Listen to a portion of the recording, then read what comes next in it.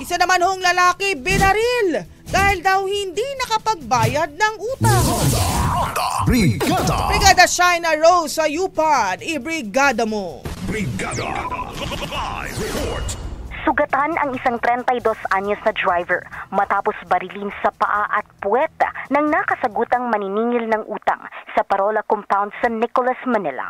Ayon sa investigasyon, nasa labas ng bahay ang biktima kasama ang asawa nang lapitan ng sospek at tanungin kung kailan ito magbabayad.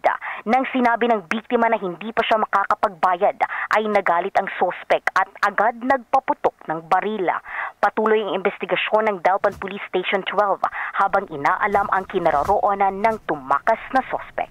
In the heart of changing lives, ako si Brigada Shaina Rose Yupan ng 105.1 Brigada News FM Manila, the Music and News Authority.